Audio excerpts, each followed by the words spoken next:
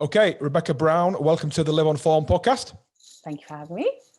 Rebekah, just as a quick intro, you are CEO and founder of MPowder, and you provide nutritional products and insights to empower women through the menopause. That is correct. And I guess just I'll give our community some facts on the menopause. You can correct me because I'm sure I'll be wrong somewhere. Well, currently 13 million women transitioning through the menopause out of around 33 million in the UK, about 35%, even with my dodgy maths. And around 75% will go to the doctors to seek some kind of assistance, education, treatment. But around 25%, which is around 3 million or just over, won't go to the doctors at all. So I'm assuming they just ignore it. But tell us about the menopause, the science and the reality, and a little bit about the understanding within the community. All good questions and a vast topic. So to take a step back, because I think it's fair, and I'm using myself as a sort of a research group of one, it's fair to assume that most of us don't know that much about the menopause. You know, we're not taught about it at school. Until the end of last year in the UK, it wasn't actually part of secondary school syllabus. So most of us, and most of your listeners as well, will have gone through secondary school. We would have learned a little bit about biology. We would have learned about the female body in terms of the fact that, you know, it goes through puberty. It has a capability to make babies. We sort of learn how to make babies and how not to make babies as a society, you know, in secondary school. And then that's kind of where the education ends. And that's really the sort of the root of the problem around sort of menopause education within the UK. But actually, this is an issue across the globe. So menopause is a natural biochemical stage that every woman will go through. So again, that's quite an important distinction. Not every woman can or chooses to get pregnant, but every woman will have a menopause at some point. And basically what it is the menopause as a term is a really unhelpful label. It basically means 12 months after you last had a cycle. And again, I'm probably talking for most of the women listening to this podcast, and that very few of us track that to any accuracy. So it's actually a date. It's like an anniversary of 12 months since your last bleed. And what that means is post that point, your ovaries are no longer producing eggs, you're no longer able to have babies, and your hormones fundamentally change as part of that process. And there are 3 biochemical stages the body goes through. So menopause is the one that most of us have heard of. Perimenopause is actually potentially 7 or 8 years prior to that menopause anniversary. So perimenopause literally means before menopause. Okay, wow.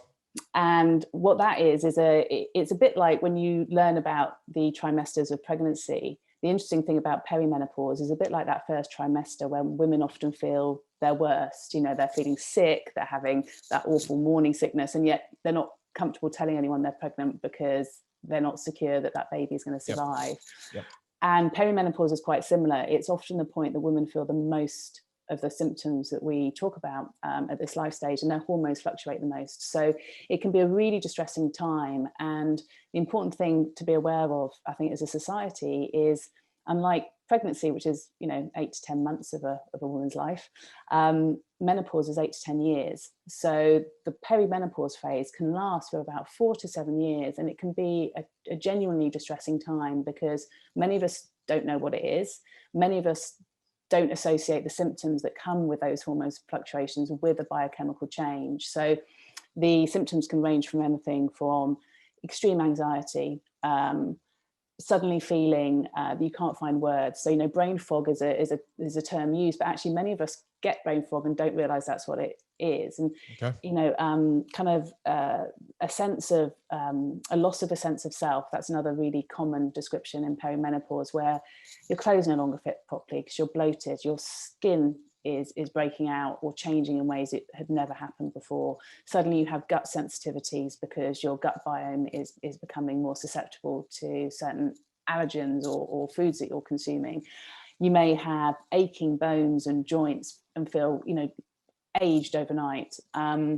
So the range of symptoms, from itchy skin to burning in your tongue to hair falling out. You know, there's such a wide range of symptoms, and that's why, you know, to your introduction, women often don't go to the doctors. It's not just because they sail through swimmingly and it doesn't have any impact. It's often because they don't realize that some of the things they're struggling with are symptoms of a biochemical stage, particularly the issues that come that are psychological, you know. So back to that sort of anxiety, women often get misdiagnosed as being depressed at this life stage as well. And it can be a really significant shift. It really is fair to call it, you know, a reverse puberty. It's as dramatic as that for women. So that is the menopause. And after that, we have postmenopause. And again, I think that's really misrepresented in society. So postmenopause basically is the rest of your life. And because we live longer, and we're lucky to do so as women, this generation, it's very likely most of us will be postmenopausal for 40 or 50% of our lives. Yeah, that is huge, right? So interesting, you're talking about perimenopause there. So, you know, the pre-menopausal period, that is even to me, that has done, you know, clearly little bits of research and is not a post-war child male who, you know, mention the word menopause and they probably run off mumbling to the shed or the pub, right? As certainly my father would. Even that was surprising to me. So that length of time spent in the periphase, well, that's massively surprising to me. So what would happen if somebody went for treatment to the doctors? What would they get? Because that is a massive chunk of time, a bigger chunk of time than actual during the menopause, right? So what would they get currently, or what help would they get? Well, I mean, this is one of the big challenges. So one of the most shocking truths when you start looking into the menopause is the lack of medical training. There's a whole lack of medical research into the female body anyway. We all know this. You know, about 2% of UK public funding goes into female reproductive health every year. So that's 2%. And in terms of understanding why women have menopause, it's still a black box. We don't really know. There's some sort of theories that it may be about protecting other parts of our body, because obviously so much goes into fertility in a female's body, and the way that the hormones are produced are very focused on that purpose. And so it may be something about preserving life at that point in terms of our bodies. But we don't know enough about it. And what is more shocking is there's very little training for general practitioners. So most doctors go into surgery qualified with, if they're lucky, maybe 4 hours of menopause training. And it was revealed actually only last week that around 44% of training modules across courses for general practitioners actually don't cover menopause at all. Wow. So what you find is we don't learn about it at school. We've been taught from a sort of societal perspective, you know, talking about a post-war child, it's still not unusual for people to feel incredibly uncomfortable talking about menopause. So we don't learn about it at school. So from a societal perspective, we don't feel very comfortable talking about women's bodies and bits. And then, you know, when you go to become a doctor and you learn about, you know, the human form and how to treat and support the body, you may not get menopause training. And if you do, you'll get around 4 hours. And, you know, going back to my description of that range of symptoms that can occur, it's almost impossible for doctors to join the dots. So, you know, I might come into surgery and say to you, you know, I've got really aching joints, I've put on weight, I can't sleep. And they might say, you could be burnt out, you could be exhausted, you may have some form of depression. So a lot of women, in fact, the stats show maybe 75% of women who go to the doctor may get misdiagnosed as being depressed at this life stage. They'll be given antidepressants and they won't work. Suicide is at its highest for women at this stage of life as well, because they're not getting the support they so desperately need. And what's happening is with perimenopause, your hormones are fluctuating, and we think of hormones as being purely about the body, but actually it's the brain, you know. So much of it is a psychological response to what's happening to those fluctuations, and those mood swings that we kind of joke about, and the kind of the butt of all the jokes around menopause, you know, really extreme. Like women will make very significant life choices. You know, 1 in 5 of us will leave the workplace because we feel no longer able to cope. So, you know, fundamental things happen. Relationships break up. people commit suicide. So it's a very, very severe issue for people that struggle with the symptoms. And it's really important to say, obviously not everyone has such extreme responses. But to answer your question, when they go into the doctors, the risk is it will take 3 to 4 years for them to actually get diagnosed as being menopausal. So they may need to go back multiple times, which is really hard when you're feeling rubbish. And then what's on offer in terms of what doctors can prescribe is the main course of treatment will be hormone replacement therapy, so HRT.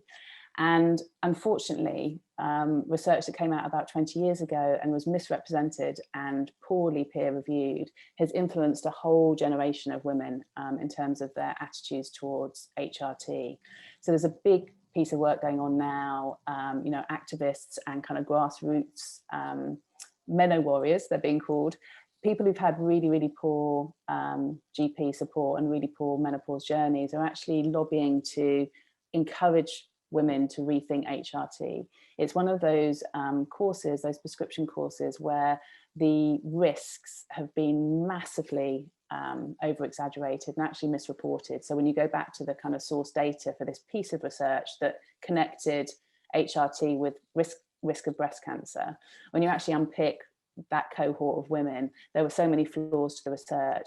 But at the time, 20 years ago, the headlines that all of us remember is that you're 50% more likely to get breast cancer if you take HRT, is higher risk of heart disease. Yeah. And so overnight, a whole generation of women flushed their HRT down the toilet, basically. And that has kind of perpetuated. Many of us are very nervous of HRT. So if you go to the doctors, that is the most likely recommendation that they will share with you, and you can weigh up the risk. There are some risks for people with certain histories of maybe hormone sensitive breast cancers, but there's also all kinds of different HRT. There's not just one size fits all, and there's there's pessaries, there's gels, there's different ways of taking estrogen and progesterone. You don't necessarily take both.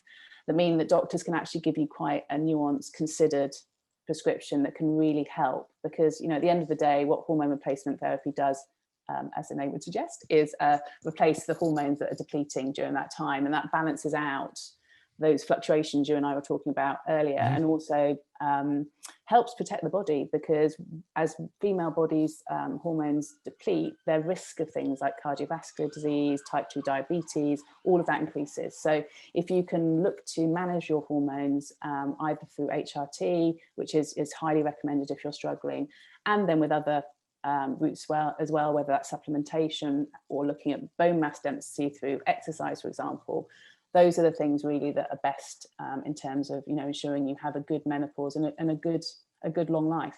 It's interesting you mentioned about those effects and brain fog and brain health and the whole kind of gut brain axis, and just how much understanding in this wellness generation has thankfully moved on, so we're now able to unpick certain nutrients and certain plant-based nutrients, or even adaptogenic herbs, things like that can really, and have been used for years and years and years, but just didn't make their way over to the West, right? Because we're governed by big pharma, and big pharma likes to solve problems rather than to help kind of manage pre.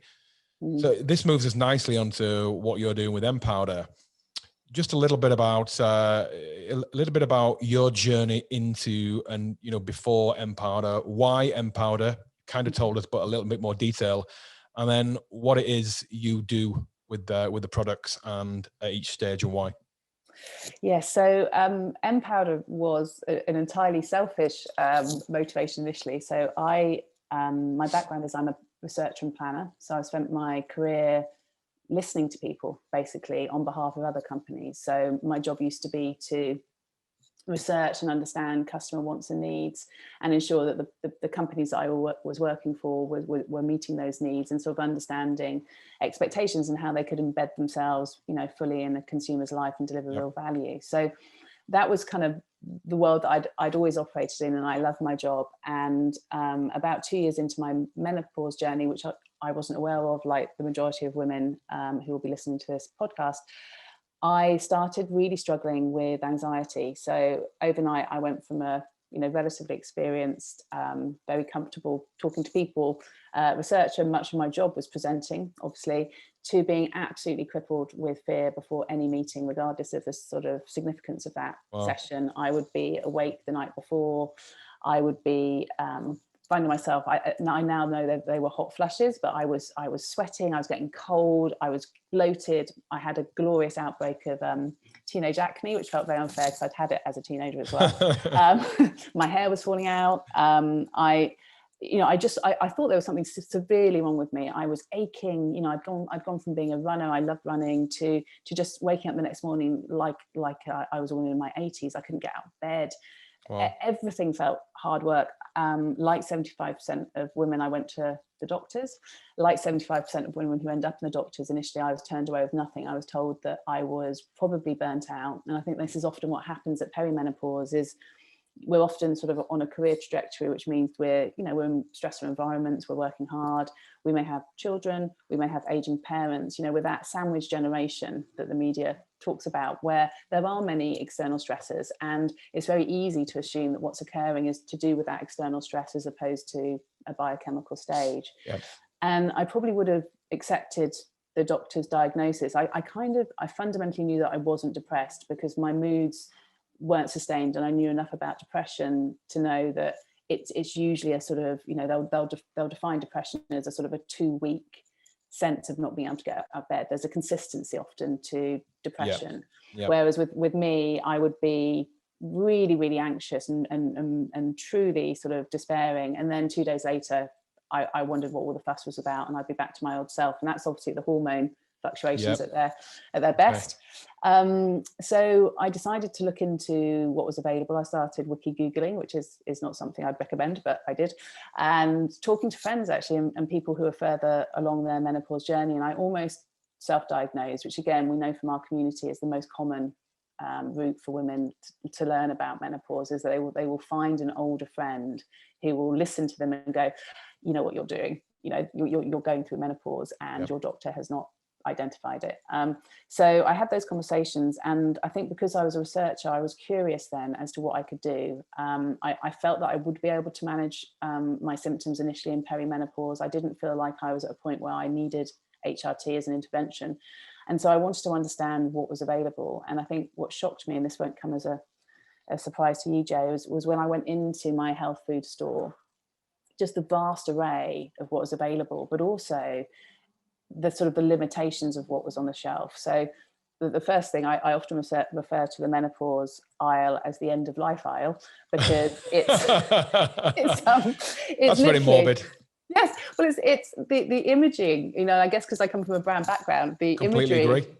Yeah, I honestly, completely agree. It was like looking at it. Well, one, it was like going back to the 1980s, because everything was generic. So there was no recognition of these biochemical stages that we've just discussed. So you'd go into your health food store and you could get a menopause tablet, which I was a little bit suspicious about, because obviously it's 8 to 10 years of our life. It's like, okay, so there's one tablet that will fix them all. Okay. And then the other thing is, the imagery, it was sort of frail women either leaning into fridges or fans, or in a cornfield, looking relatively happy, but with dentures, and not that I've got anything against dentures, but in their mid-80s. And it was like, well, that's not me. And if the typical age for women to start perimenopause is 43, who are these brands targeting? And so I guess that's what sort of the researcher in me then started thinking, well, hang on a minute, what is available, and why aren't they catering for my generation, and why is it so blunt as a sort of supplement offering? Why is there no nuance around these biochemical stages? And that was the beginning of the journey to MPowder. I started looking into the clinical evidence around the potential of plants and botanicals. And, to your point around supplementation, there are some fantastic adaptogens, nootropics, interesting herbs that have been used for generations, but haven't had necessarily the medical research behind them. There's nothing sinister behind that. It's usually actually the opposite. It's usually the brands that sort of take these products to market are doing something genuinely good. And if you talk to naturopaths and herbalists and functional doctors, they see very real results. They don't have the budget to put clinical research behind it. So I was curious about those. And actually what's interesting, as the wellness industry sort of gains traction and grows commercially, you are seeing research money going into these ingredients now, and kind of proving what generations of individuals have known forever. So we started looking at the potential of plant-based ingredients. And I also wanted something that was flexible. I think the other thing that I was very conscious of is, if it's 8 to 10 years, we know what happens sometimes with tablets. You know, with the best will in the world, maintaining a habit of taking something every day is challenging. So, and we wanted to have as much whole food within the product as well. So we ended up with a range of powders. Each one is designed to meet the deficiencies we often have at these biochemical stages, but also to address head-on the symptoms that often manifest themselves at this stage. So MPowder is a range of basically food supplement powders. But the other thing that I discovered through the research, which isn't really a surprise, you know, when we sort of think about that psychological element of menopause, is that there's a lot of holistic practices and treatments that can also really help. So sort of wrapped around our product range is a community and a series of programs. So everybody who becomes part of our community can access really the sort of the learning tools, with the view to viewing stage 2, because it's usually the next 40 or 50% of our life, with that curious mind. So, you know, whether that's looking at cognitive behavioral therapy or cold water therapy, yep, or journaling or meditation, we recognize that the powders will give you that foundation layer. Often for our community, they take the edge off things sufficiently to allow you to look with optimism at what you want to do next. And then it really is about learning what exercise works well for women at this point of life, what nutritional plans should be layered on top of our powders, and how can we support them through what is a really significant transition into a healthy older age. Yeah, and that's what I like. Why I like what you guys are doing, really, is because it is about building that community. So, and we're doing a similar thing with Human 24. You know, sort of trying to do around, you know, kind of productivity and kind of life balance and you know, high performance, but everyday performance. You know, yes, around. You know, we always talk about our products and supplements being probably about 10%. Or 15%, you can put a number, whatever number, but the rest of it is about building a sustainable lifestyle. It's not about hacks, because hacks tend to be quick fixes that you use for a short period of time, but you can't maintain. Yeah. And that's not really any good. That's a diet. That's what diets used to be, is, you know, hacking your weight to lose some weight temporarily, but not in a way that you can maintain, you know, long term. So I think that interesting thing about building a community is massive, because you're educating then around, you know, the times outside of when you're using the supplements, and, you know, sleeping and exercise you mentioned, because, you know, you and I have spoken before about the, you know, the growth and the influx of 40 to 50 to 60-year-old women, you know, flocking into serious exercise. I mean, I've seen it for the last, you know, 10, 15 years in CrossFit gyms. I've seen it in gyms in general, but also triathlon and, you know, ultra running. And that is a period really when, you know, women are, if they've had a family, right, and they've got to a certain time in their life, they're often working, or if they're not working, there's more time. Children may have grown up.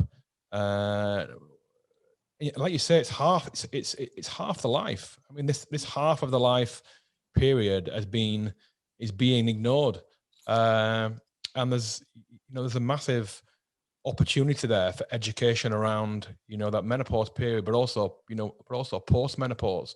Yeah. What's changing, or what needs to change within the workplace? You know, because we've been through, and we're probably going through now, you know, mental health and understanding around, you know, kind of presenteeism and office politics and mental health and burnout, you say, and, you know, a performance culture rather than a growth culture, and how things are changing now around looking after employee well-being and encouraging exercise and things like, you know, light exposure in the morning and all these things that are happening.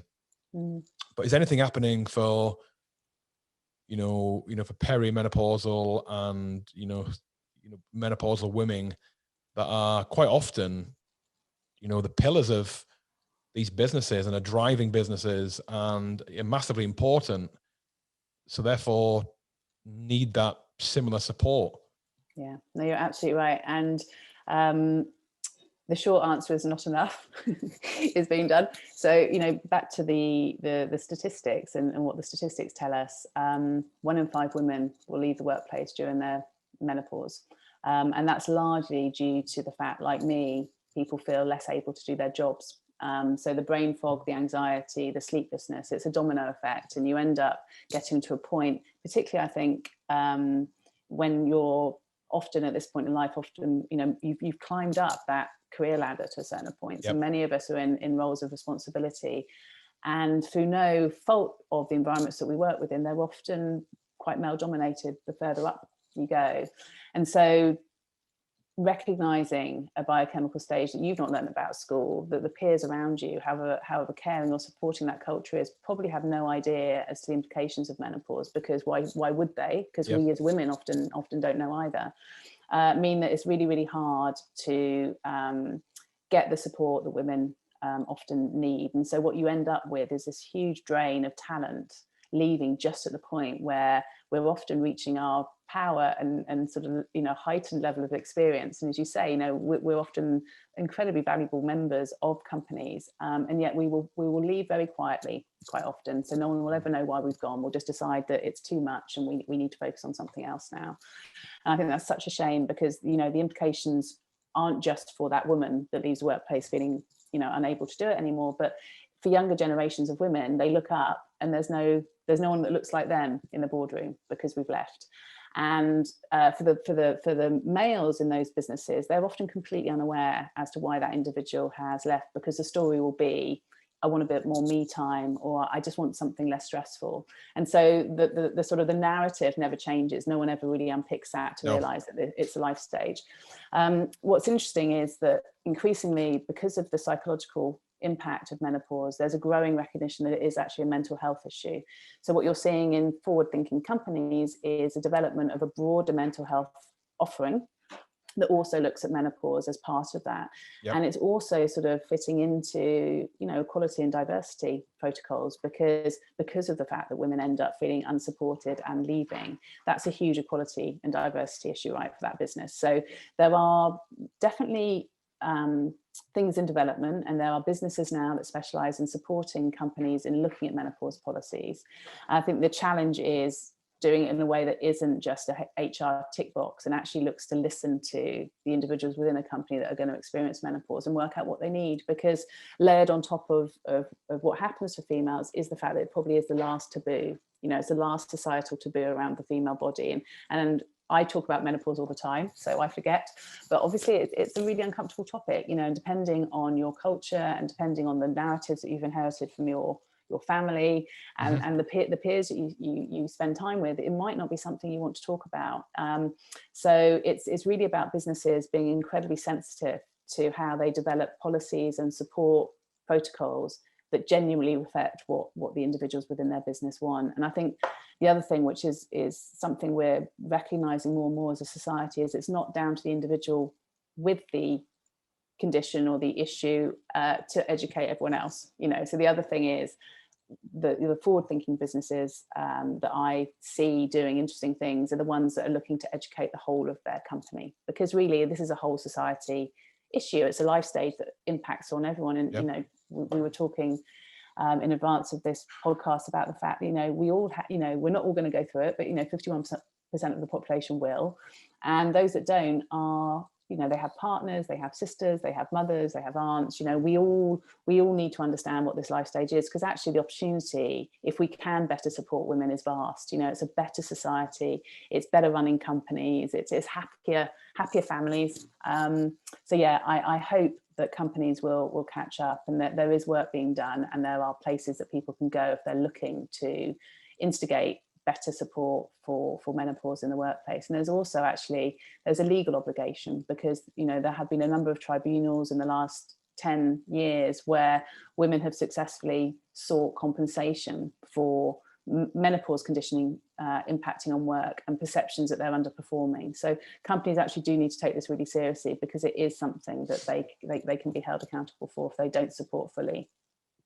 So what are the good companies doing, or what can the good companies do? You know, is this a holistic approach to, you know, sort of wellness throughout? Is this a, you know, better availability of, you know, nutrition or nutrition understanding? Is this somebody like you doing, you know, sort of regular educational pieces there? What's the answer? Wow, I mean, it's a really big question. I think it does depend on the sort of the cultural environments in which companies are operating. You're right. I mean, all of those pillars you just described would be incredibly useful. I think it begins with the education, because that's what society needs. You know, we all need to learn what this transition is and what it can also often bring with it. We need to kind of make the narrative positive. You know, I focused, as you inevitably do, on the negatives a lot in this conversation. But the interesting thing about menopause is that when women transition through it and our biochemistry settles, you know, our bodies have had cycles throughout their lives since puberty, and then it settles. And then you find that, you know, women at this stage of life, they're more likely to start new businesses, they're more likely to be successful entrepreneurs, they develop an empathy and a confidence in their own skin, which makes them incredibly valuable in the workplace and in society as a whole. So there's a very sort of optimistic angle to menopause that we forget about, because we almost have to focus on some of the very troubling aspects in order to be taken seriously. But I think the important thing to sort of also bear in mind is it can be a really liberating life stage for women, and a really exciting thing for society and businesses. And so when thinking about how to support women in the workplace, the forward-thinking companies that, you know, I've had the privilege of talking to will look at a whole body and mind approach. You're absolutely right. It's about looking at mental health and support functions, and ensuring that women feel that they can adapt their working practices in order to cope with some of the symptoms that come with menopause. And that doesn't mean they're going to be less valuable employees. It doesn't mean they're going to deliver less, but it might be as simple as, thinking back to my own example, if I was struggling with presenting because I couldn't find words because I had brain fog and I hadn't had any sleep the night before and I was sweating, if I'd known that I could have pre-recorded that presentation and then answered questions, yep, it would have completely transformed my experience and ability to deliver within that board meeting.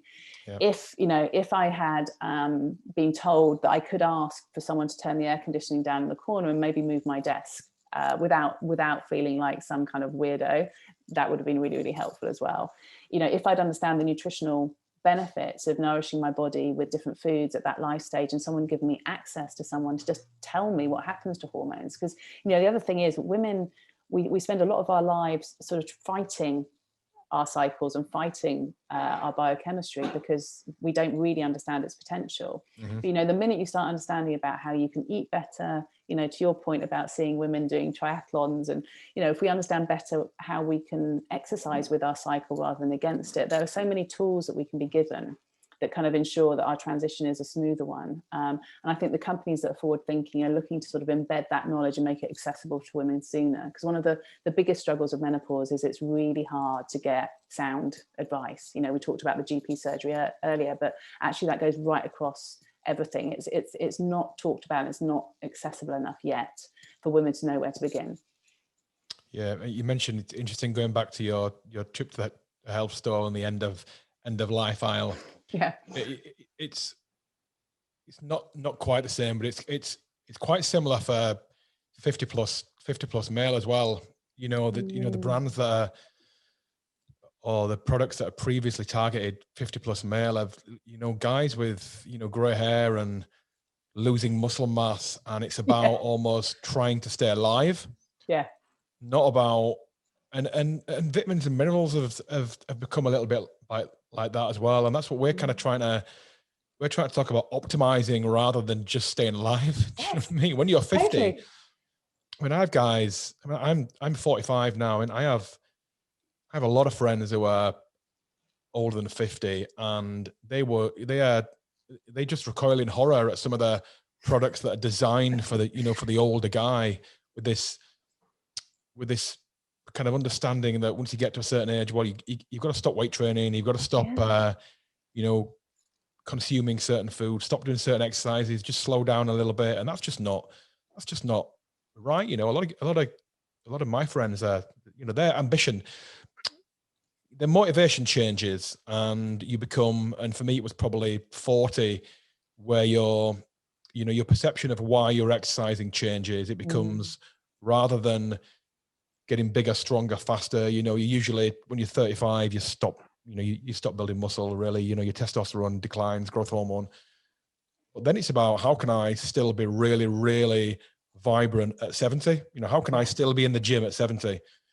And, you know, you mention around exercise for different stages of menopause. Can you tell us a bit about that, really? And are there any glaring differences through the stages, or is it kind of a reoccurring theme?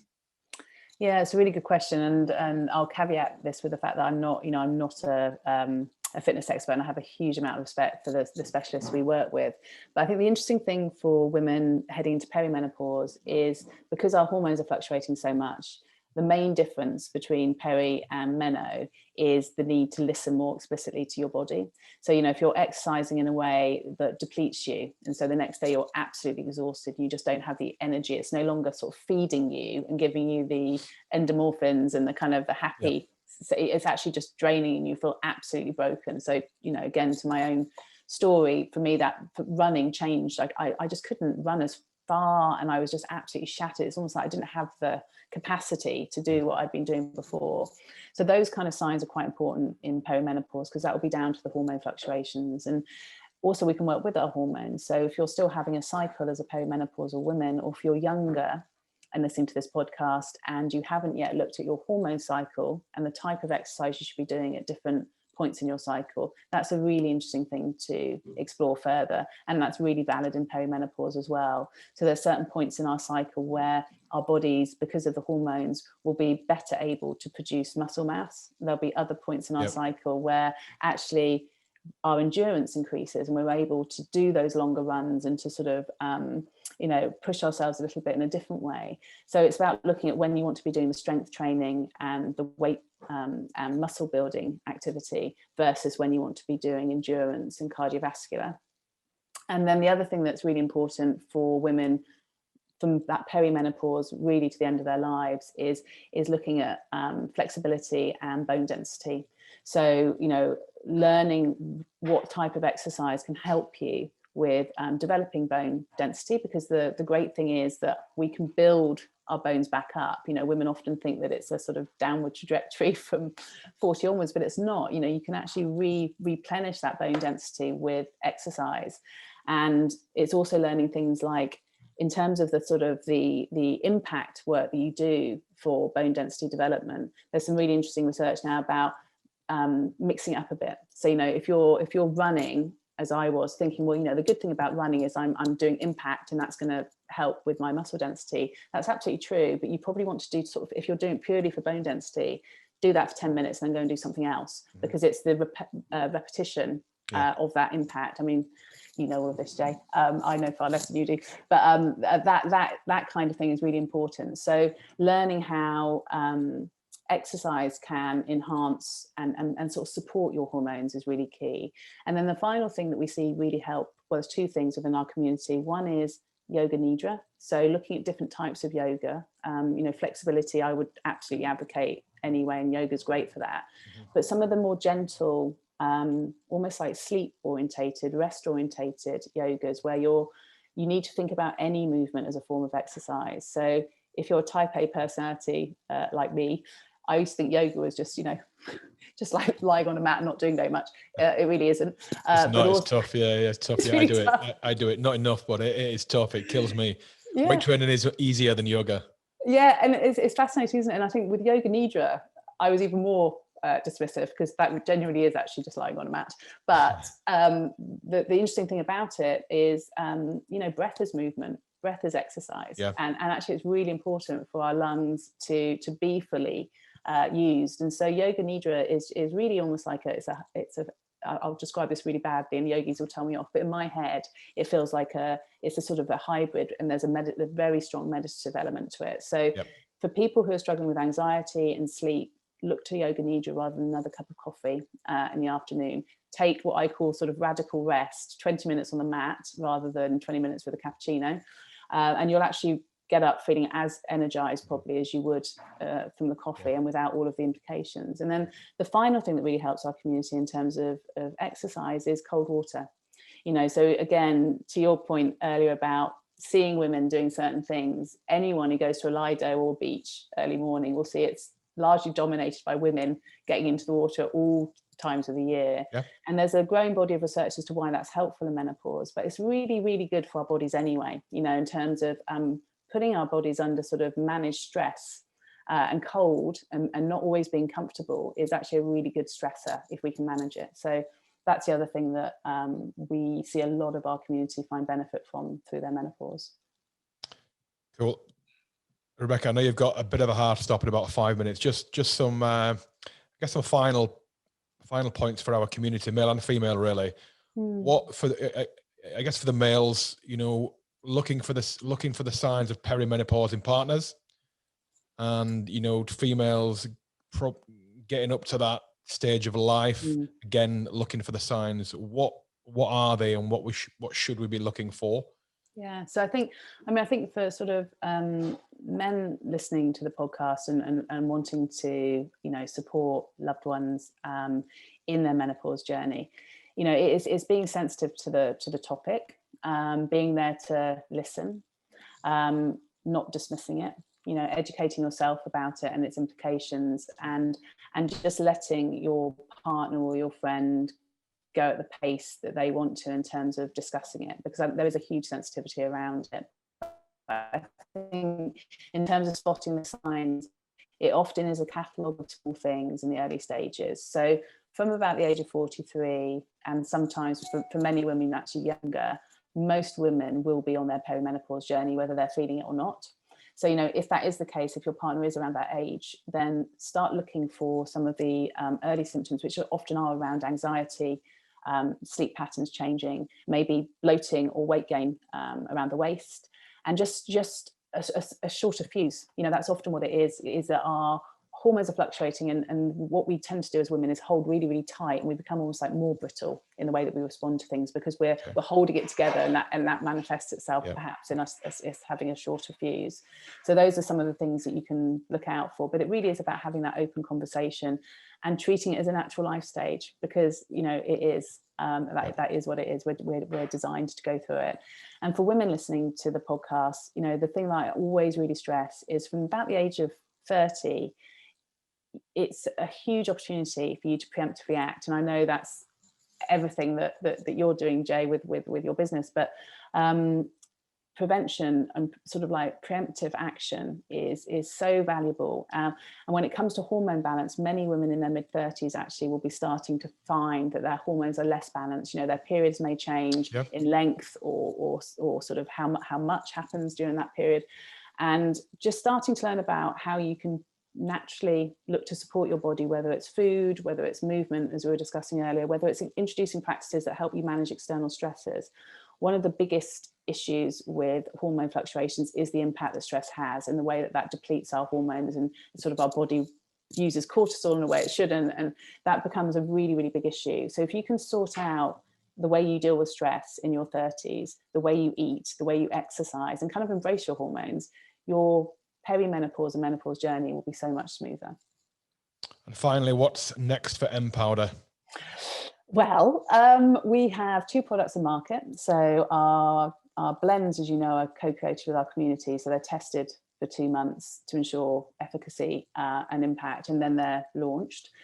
The third in our foundation range is the Post Boost blend, and that goes into testing in a couple of months. We're really excited about that one because it's got nootropics. And to your point about guys looking at the supplements shelves in the same way as I was, what I'm really passionate about is that aging well piece. And so absolutely bone density, cardiovascular health, all of these things are really important when we're postmenopausal, but so is feeding your brain and avoiding Alzheimer's. And that there's so much more evidence coming to light around the potential of functional foods in that space.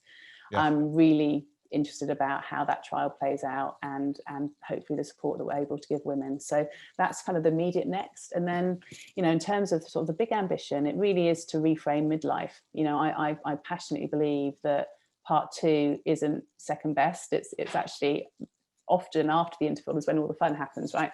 So from my point of view, I think if we can help society learn about menopause and also sort of remove the fear, remove the taboo, and ensure that women have all of the support tools they need, then it can have a massive impact on society as a whole. I don't think that's an overstatement. So that's the big goal.